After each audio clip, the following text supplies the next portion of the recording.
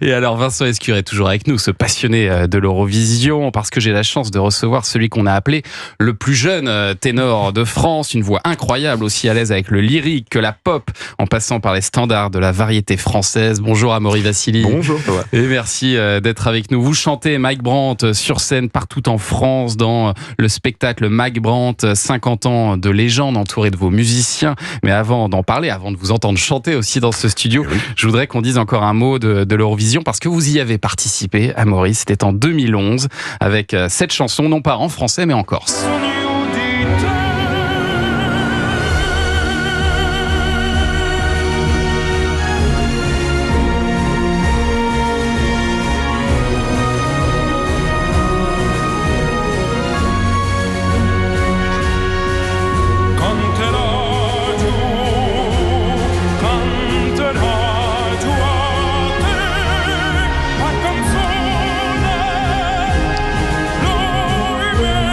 Non mais elles sont bien nos chansons à l'Eurovision.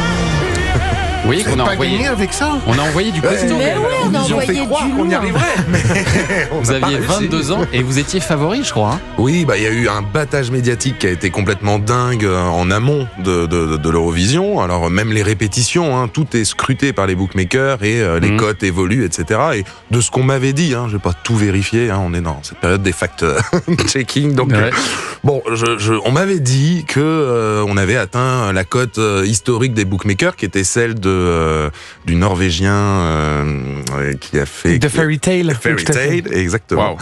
Et donc bon, ça m'a pas porté à l'arrivée, bonheur de la même manière que lui. Quoi. Oui, écoutez, après. Qu'est-ce qui s'est passé ?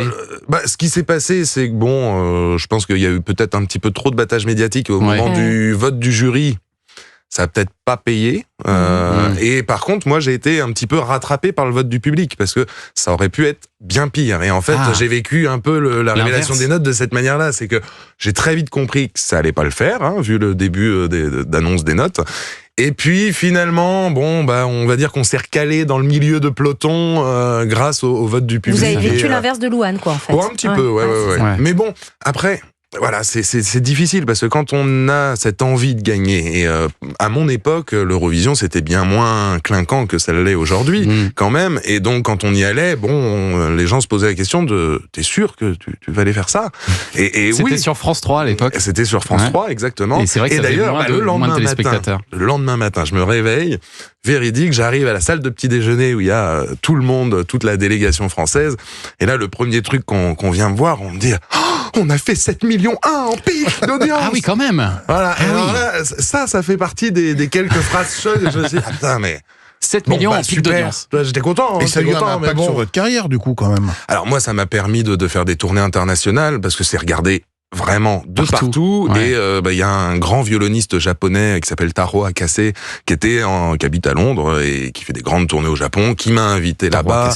Voilà, et j'ai pu tourner en Afrique du Sud, en Corée, un petit peu partout. Alors que ça vous a finalement, servi. Bien plus loin que les frontières de l'Europe, mais ça m'a bien servi. Est-ce que vous avez suivi l'Eurovision cette année ? Bah oui. Qu'est-ce que vous avez pensé de la prestation de Louane ? J'ai trouvé qu'elle était très bonne, sa prestation, parce que j'ai pour habitude, moi, d'avoir quand même 4-5 chansons où je me dis, c'est hyper qualitatif et ça mériterait d'être bien placé ou même de gagner.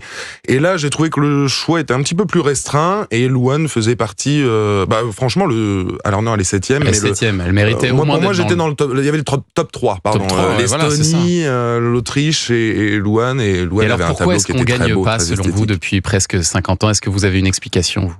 Je sais pas, mais là, moi, j'ai cru comprendre quelque chose de différent d'habitude. C'est que, pour une fois, là, on a gagné énormément de points au vote du jury. Oui.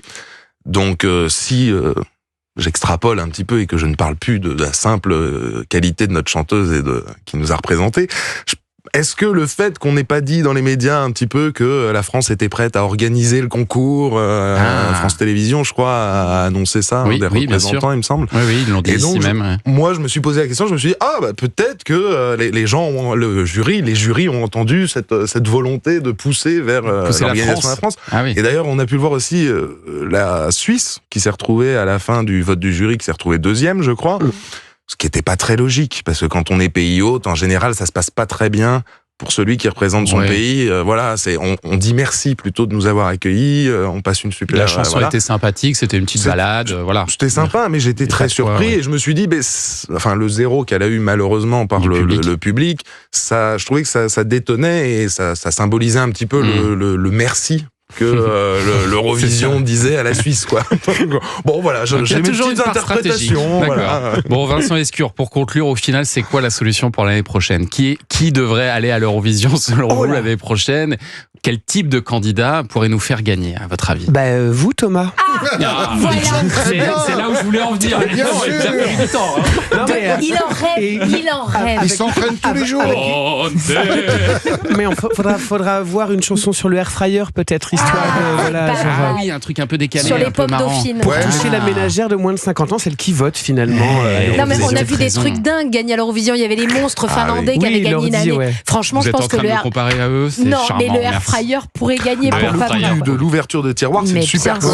Franchement, il y a quelque chose on va creuser cette piste-là. On lance l'appel à France 2. J'ai déjà mon choriste, c'est parfait. Merci beaucoup Vincent Lescure d'être venu ce matin sur Europe 1 pour en savoir plus sur l'Eurovision. C'est coulisses, rendez-vous sur votre podcast 12 points à retrouver sur YouTube, sur les plateformes de streaming. Et puis je recommande également votre livre Eurovision, la petite histoire du grand concours qui est disponible aux éditions Hors Collection. Merci beaucoup d'être venu.